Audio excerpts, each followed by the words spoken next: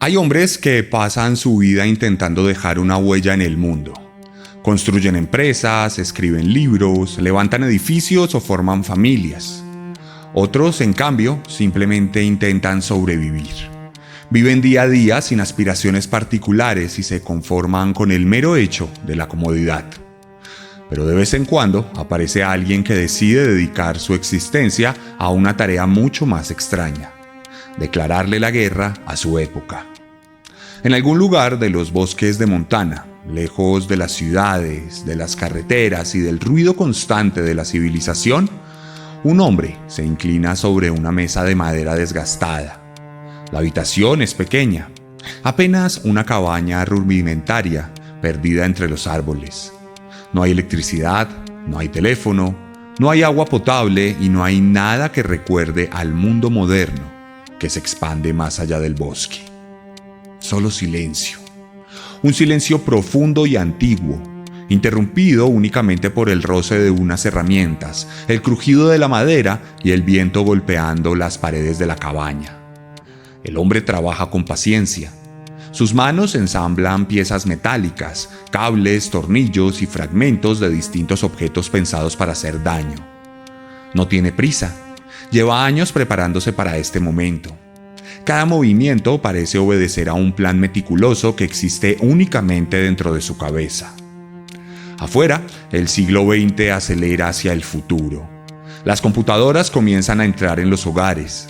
Los avances científicos transforman industrias enteras. Las telecomunicaciones reducen las distancias y la tecnología promete comodidad. Progreso. Una vida mejor para millones de personas. Pero dentro de aquella cabaña, un hombre observa ese mismo progreso y ve algo completamente distinto. Ve una amenaza. Ve una maquinaria gigantesca creciendo sin control. Ve una civilización que, según él, avanza sonriente hacia su propia esclavitud. Por eso trabaja solo. Por eso vive solo. Y por eso, mientras el resto del mundo construye el futuro, él construye una bomba. Bienvenidos y bienvenidas a un nuevo capítulo de Serialmente, un podcast con contenido muy gráfico.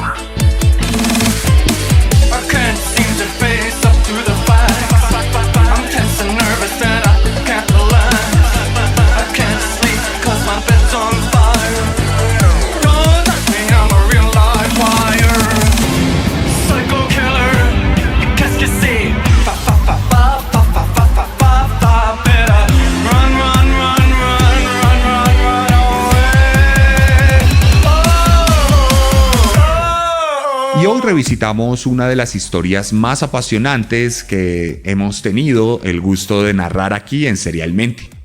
Siempre que hablamos de asesinos, por lo general hablamos de locos llenos de maldad absoluta e inexplicable que obedece a deseos particulares y fantasías de placer y control cuya oscuridad es incuestionable.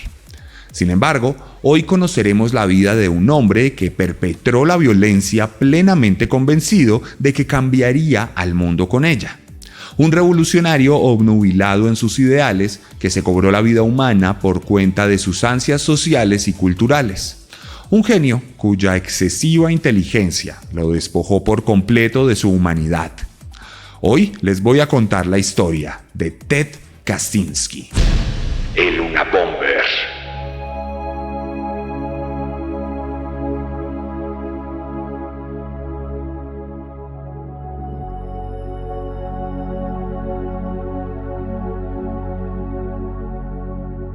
Y para contar esta historia nos trasladamos a Chicago, la popular ciudad estadounidense tan famosa por sus calles y por el histórico equipo de baloncesto en el que Michael Jordan se hizo inmortal.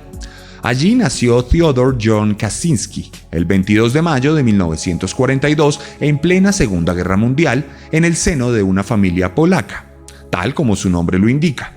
Sus padres eran trabajadores de clase baja emergente que siempre se preocuparon por darle una crianza plena y feliz.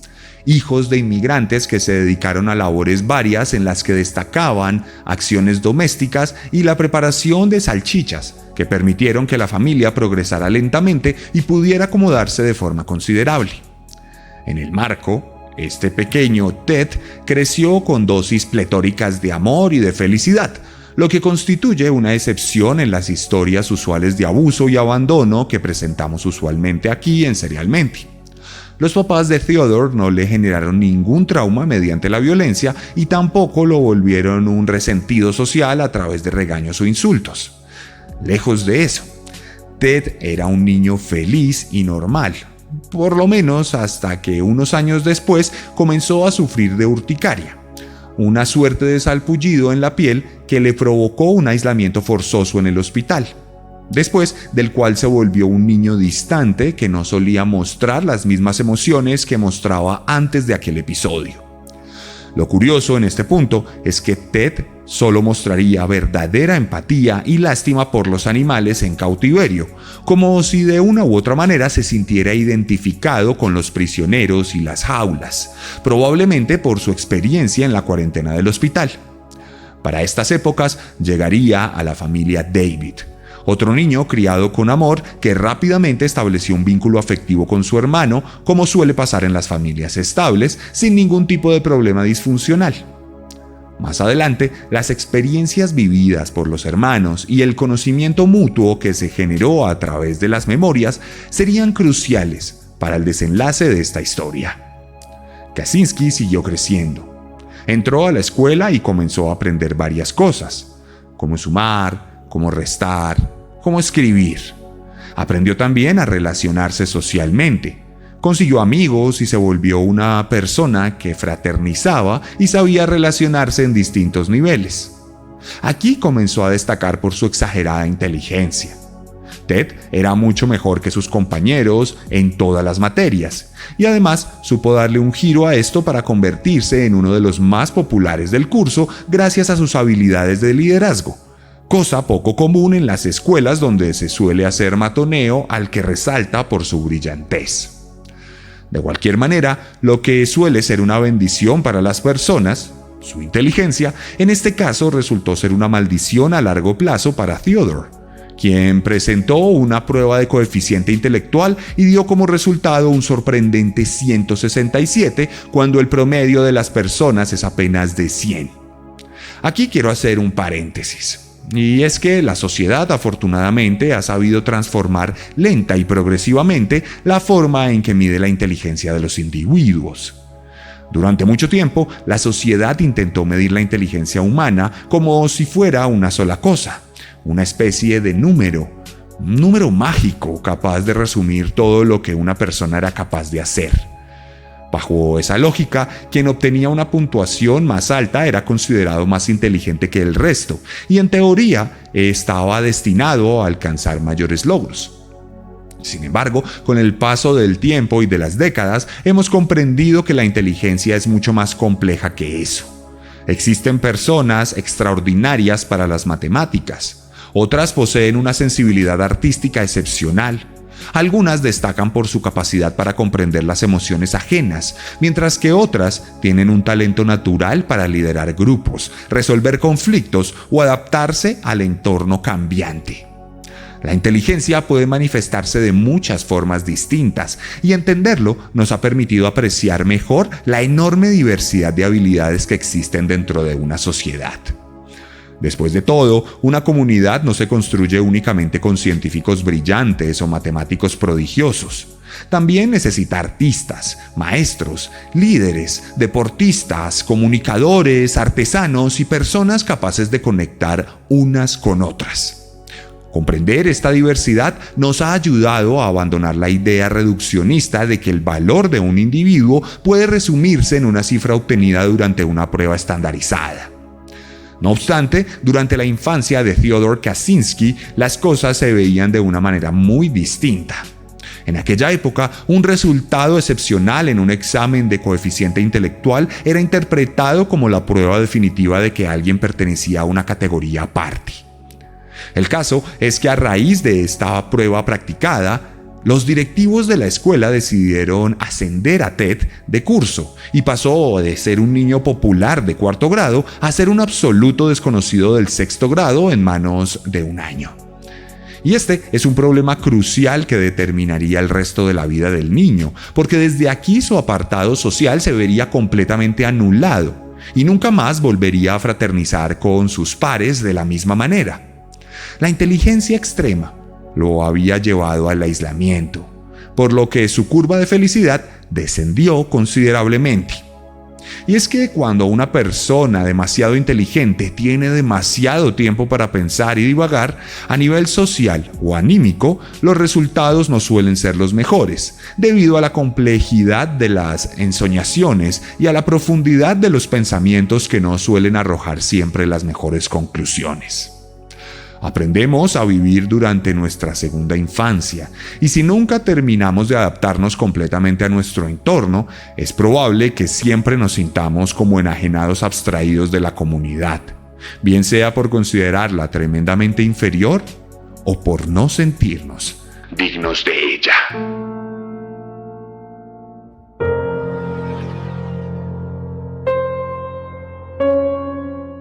Así pues, tenemos entonces un nuevo panorama en la vida de Kaczynski. Ahora sufría de bullying en la escuela. Ahora era callado. Ahora se sentaba a las afueras del parque y simulaba jugar con sus compañeros a lo lejos, en una suerte de juego macabro que le permitía conectarse con la realidad en una forma muy particular. Era gentil, sí, pero también era extraño.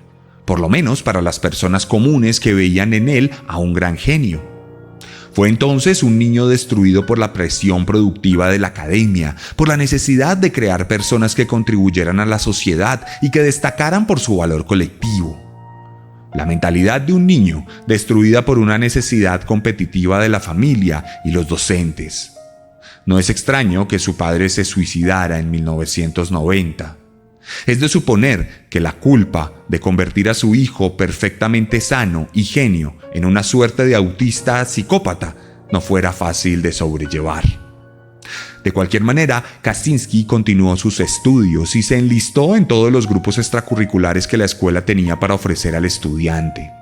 Fue parte activa del grupo de matemáticas, de biología, de monedas y de lenguas germánicas. Adicionalmente, tocaba el trombón en la marcha escolar y se le veía en todas las actividades que se ofrecían en el ámbito académico.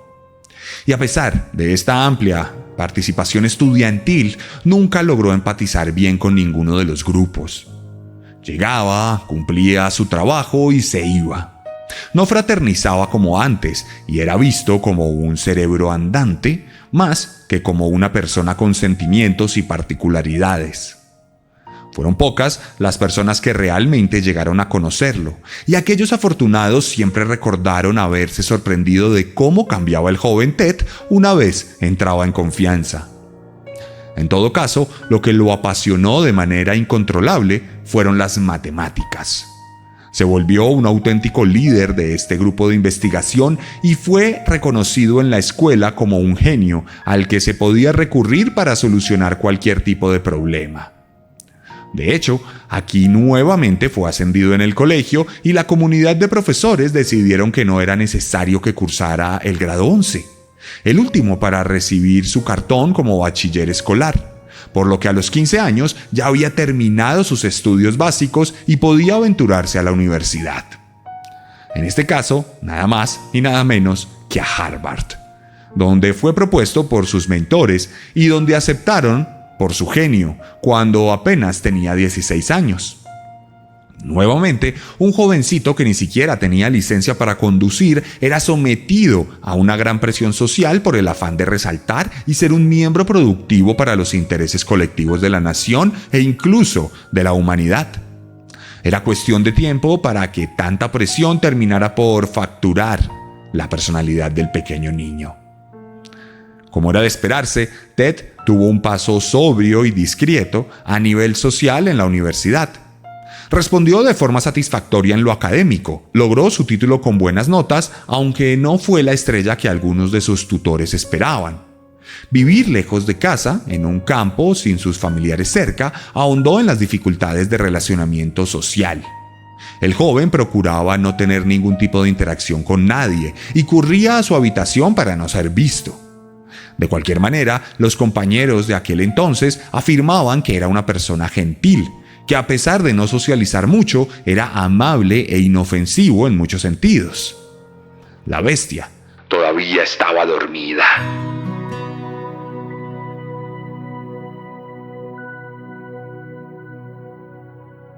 Pero los rugidos ocultos de Kaczynski ya comenzaban a vibrar bajo el manto de la cordialidad del hombre.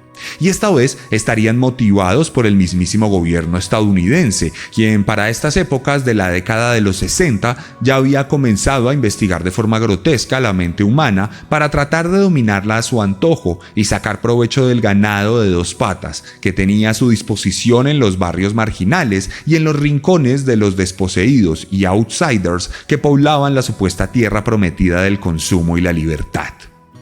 La CIA había comenzado un proyecto siniestro conocido como el MK-Ultra, el cual adelantaba ejercicios investigativos en los que jugaba con nuestras mentes para encontrar formas de volvernos personas propensas a seguir órdenes y a prescindir de nuestra moral para actuar en favor de una mano negra de control y de poder.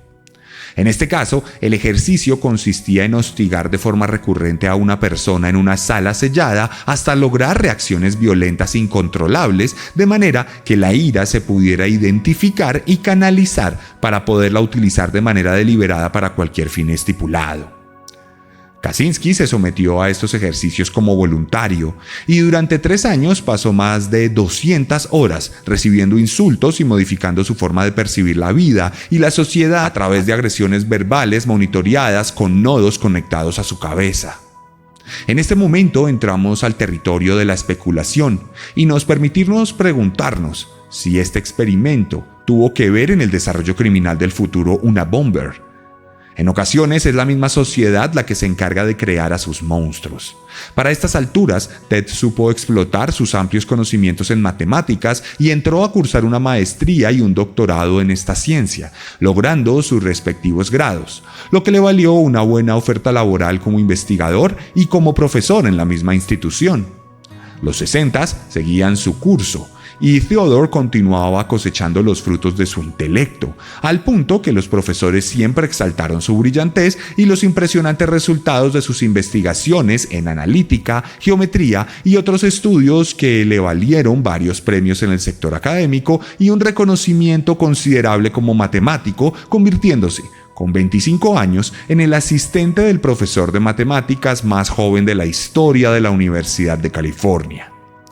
Su carrera, sin lugar a dudas, era la de una persona que estaba encaminada a convertirse en uno de los eruditos más reputados de todo el país y en una eminencia histórica en la comunidad académica. Pero entonces, toda la presión acumulada durante años por fin explotó. El peso de ser lo que la sociedad le indicaba que tenía que ser para satisfacer sus necesidades productivas industrializadas. La imposición ineludible de un colectivo pragmático y deshumanizado. El 30 de junio de 1969, Theodore Kaczynski renunció a su trabajo, a sus estudios y a todo lo que se le había prometido. El matemático desapareció del mapa para nunca más volver a aparecer como lo que alguna vez fue. Ted se fue a vivir con sus padres un par de años y luego se mudó a una cabaña escondida en los bosques más profundos de Montana. Allí se dedicó a vivir como un auténtico ermitaño, alejado de la sociedad y completamente autosuficiente. Su hogar no tenía electricidad. No la necesitaba, así como tampoco requería de un sistema de acueducto, pues la naturaleza le daba lo que necesitaba. Experimentó con cultivos autosuficientes y otras tecnologías primitivas que tenían como fin dejarlo en un anonimato que le permitiera no tener que recurrir nunca a la sociedad para algún tipo de asistencia o favor. La mayoría de las personas experimentamos la soledad como una especie de castigo. Necesitamos conversaciones, afecto, compañía y la sensación de pertenecer a algo más grande que nosotros mismos. Sin embargo, para otros individuos, la soledad puede convertirse en un refugio, un lugar donde desaparecen las exigencias sociales, las expectativas ajenas y el ruido constante que produce la convivencia humana. La soledad tiene virtudes indiscutibles. Permite pensar con calma, observar el mundo desde la distancia y desarrollar una profunda independencia. Muchos filósofos, científicos, escritores y artistas encontraron en ella un espacio fértil para crear algunas de sus mejores ideas. Pero también posee un lado oscuro.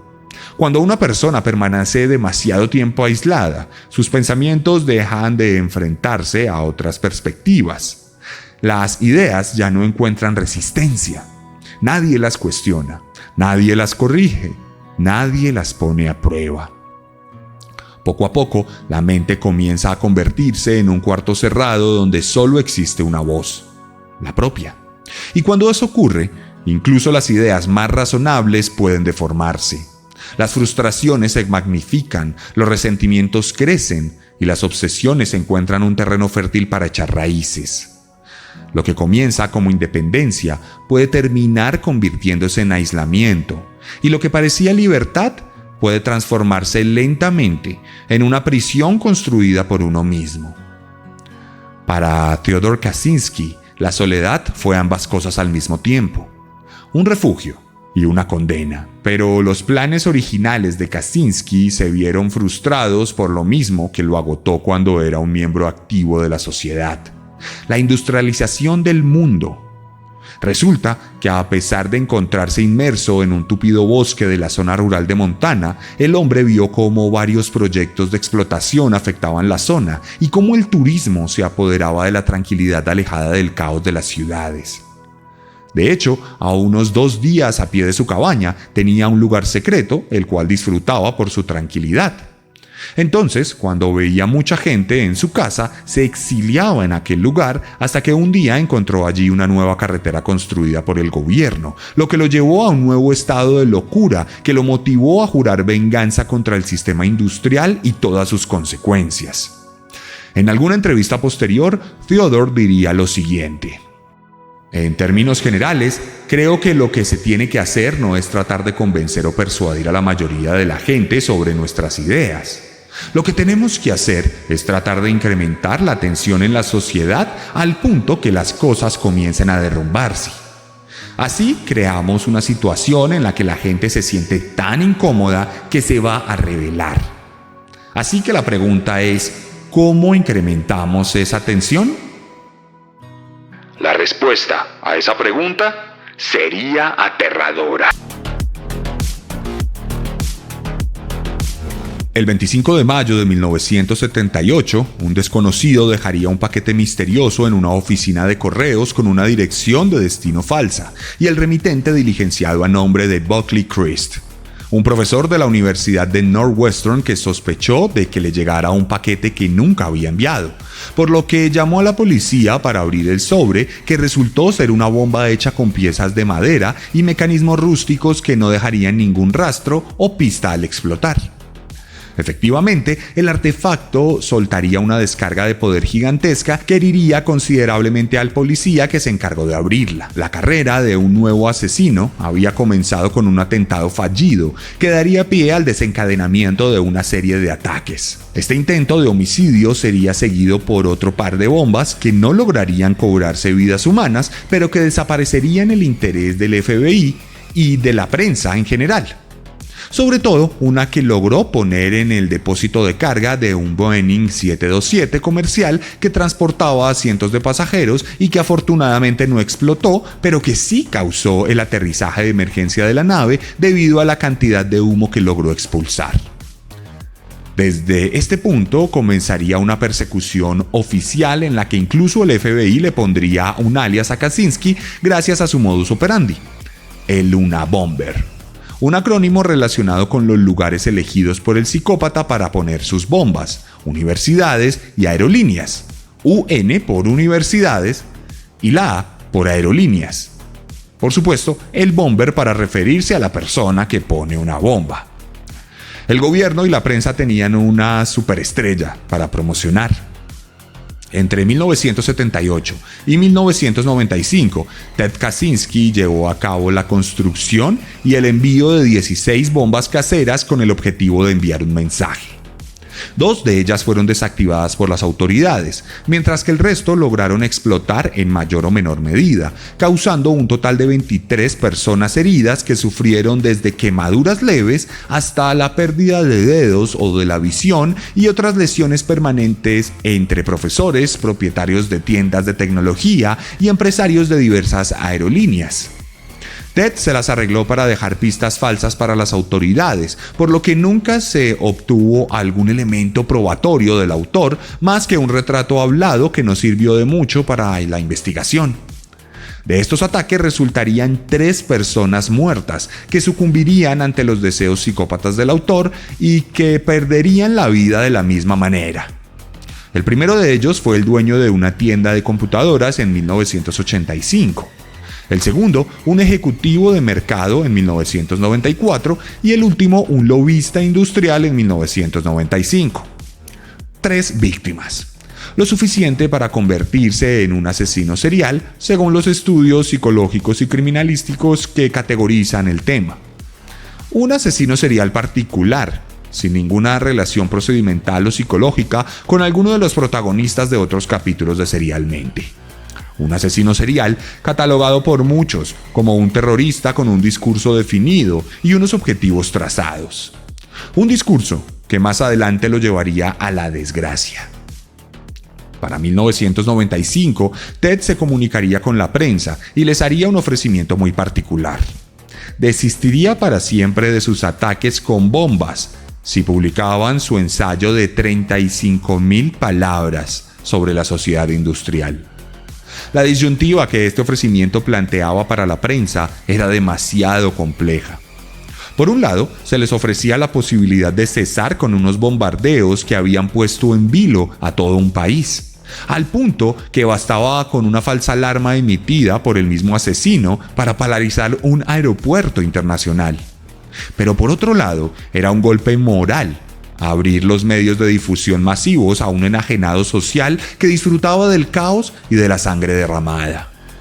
Finalmente, el ensayo fue publicado por el New York Times y el Washington Post gracias a la aprobación del FBI, que vio en esto la posibilidad de que algún lector reconociera al autor tras las letras. El mensaje de rebelión, al fin, había sido entregado.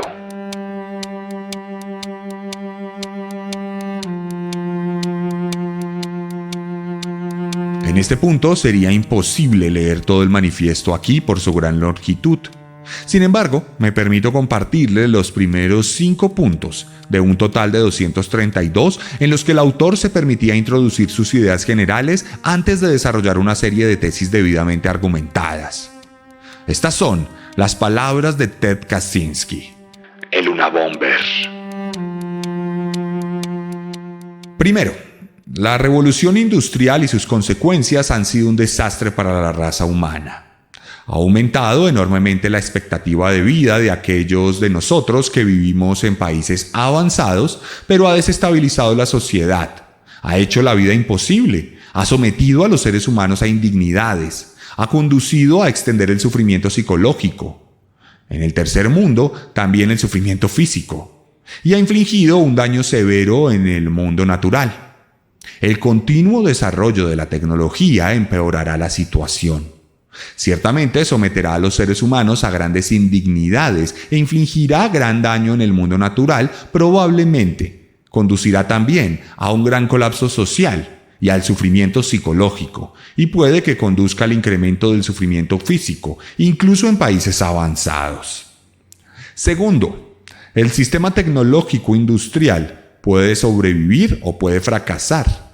Si sobrevive, puede conseguir eventualmente un nivel bajo de sufrimiento físico y psicológico, pero solo después de pasar a través de un periodo de ajuste largo y muy penoso, y solo con el coste permanente de reducir al ser humano y a otros organismos vivos a productos de ingeniería y meros engranajes de la maquinaria social. Además, si el sistema sobrevive, las consecuencias serían inevitables. No hay modo de retornar o modificar el sistema, así como prevenirlo de privar a la gente de la libertad y la autonomía. Tercero, si el sistema fracasa, las consecuencias aún serían muy penosas. Pero cuanto más crezca el sistema, más desastrosos serán los resultados de su fracaso. Así que si va a fracasar, será mejor que lo haga antes que después. Cuarto, por eso nosotros abogamos por una revolución contra el sistema industrial. Esta revolución puede o no usar la violencia. Puede ser súbita o puede ser un proceso relativamente gradual, abarcando pocas décadas. No podemos predecir nada de eso. Pero si delineamos de una forma general las medidas que aquellos que odian el sistema industrial deberían tomar para preparar el camino para una revolución contra esa forma de sociedad, no debe ser una revolución política. Su objeto no será derribar gobiernos, sino las bases económicas y tecnológicas de la sociedad actual. Quinto, en este artículo prestamos atención solo a algunos de los acontecimientos negativos que han engordado demasiado con el sistema tecnológico industrial. Además, mencionamos tales acontecimientos solo brevemente o los ignoramos en su totalidad. Esto no quiere decir que observemos estos otros acontecimientos como triviales.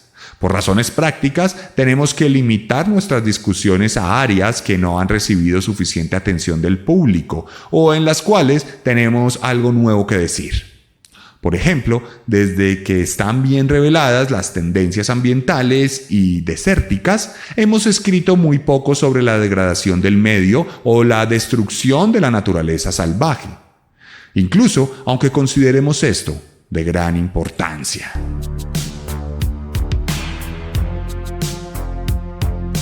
De aquí en adelante se dedica a hablar de varios temas puntuales como la psicología del izquierdismo moderno, los sentimientos de inferioridad, la sobresocialización, el proceso de poder, el origen de los procesos sociales y otros planteamientos realmente complejos que podrían hacer mella en cualquier lector y oyente de Serialmente que quisiera buscar el documento en internet y leerlo sin ningún tipo de restricción.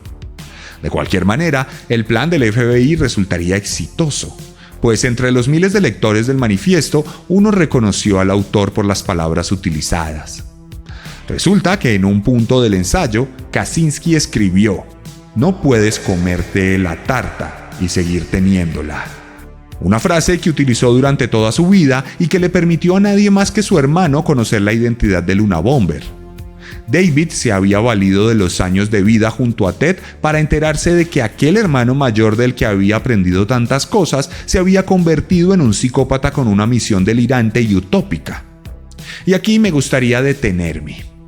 ¿Ustedes entregarían a su hermano a la justicia si se enteraran que convivieron con un monstruo? ¿Valdrían más los años de experiencia y memoria o la vida de cientos de personas inocentes?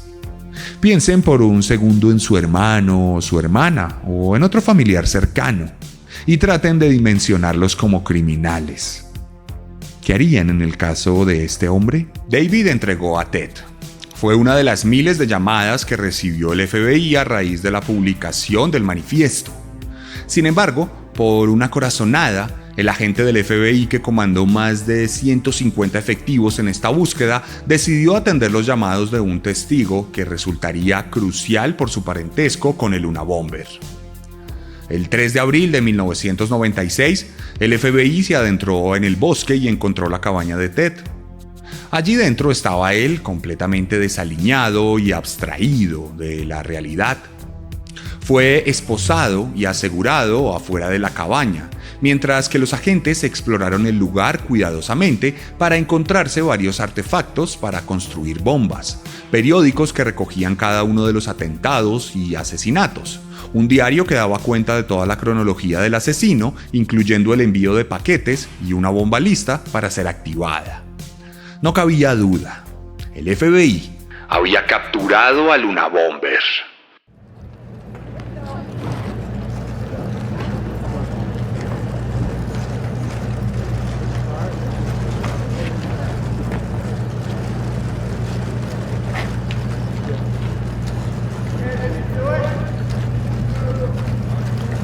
Dad, are you the Unabomber? Are you smoking with your family?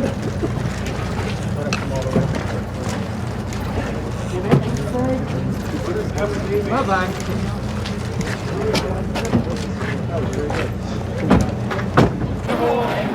Make a hole. Move backwards. You won't be in here later. Come on.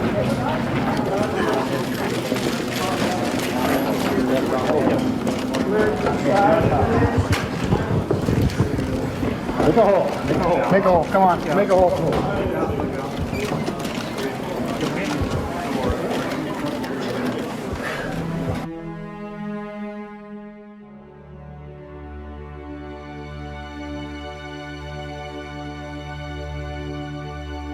Con la captura llegaría un efecto social que marcaría buena parte del comportamiento de los Estados Unidos respecto a los psicópatas.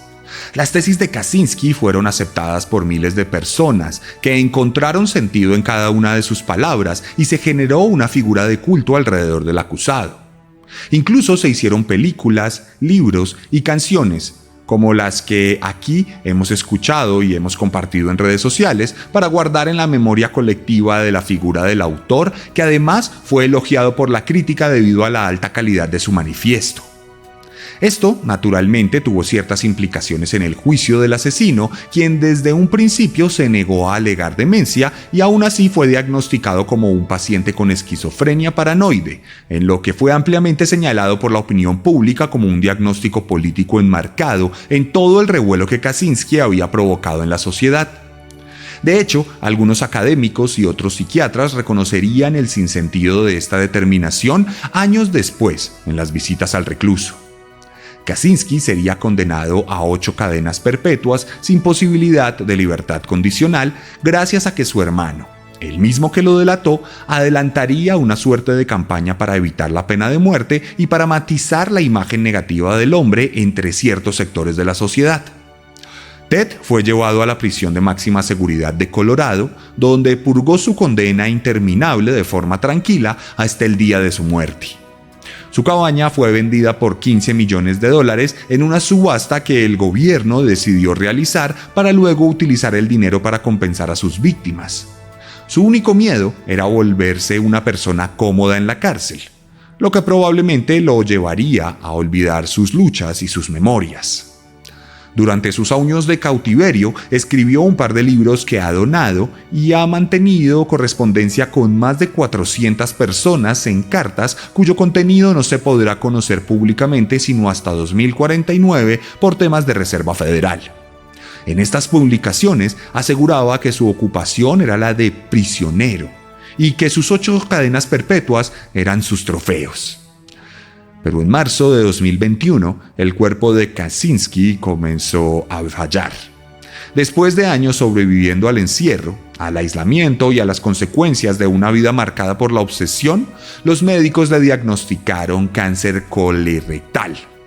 El hombre había declarado la guerra a la civilización industrial y ahora libraba una batalla mucho más íntima y silenciosa, la que se desarrolla dentro del propio organismo cuando éste comienza a consumirse desde adentro.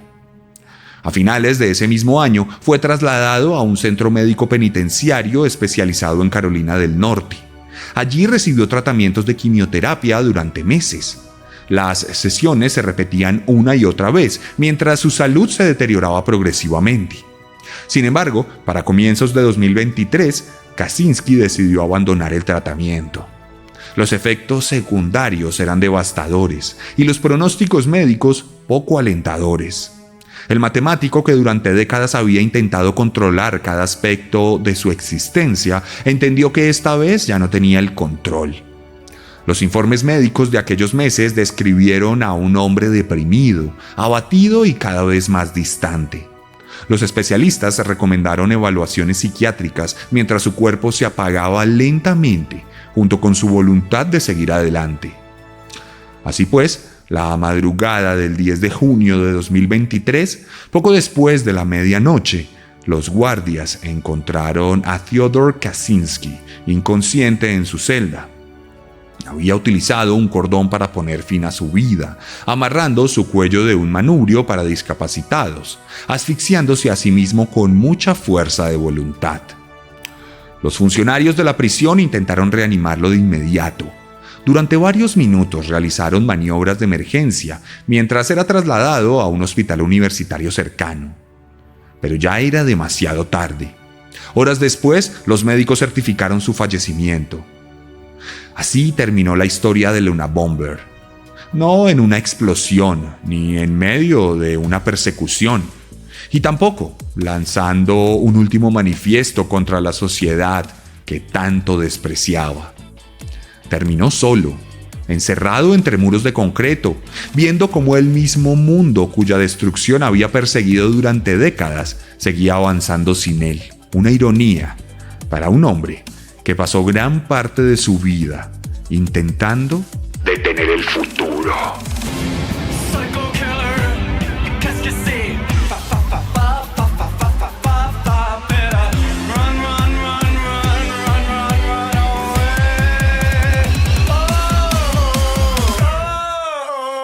Y esta fue la historia de Ted Kaczynski aquí en Serialmente. Si les gustó este episodio, la mejor forma de apoyarnos es dejando su comentario, su calificación y siguiéndonos, si es que todavía no nos siguen. También pueden recomendar este capítulo a sus amigos y conocidos para que cada vez seamos más grandes en la comunidad serial. Recuerden que soy escritor y si les gusta mi forma de narrar, les va a encantar mi forma de escribir. He publicado 5 libros y todos los pueden conseguir en las librerías del país, en Busca Libre, en Amazon, o si los quieren llevar firmados, me pueden escribir en el link que les dejo en la descripción de este capítulo. No siendo más, nos vemos la próxima semana con un nuevo monstruo. Porque recuerden que siempre podemos ser peores. Psycho killer, qu'est-ce que c'est?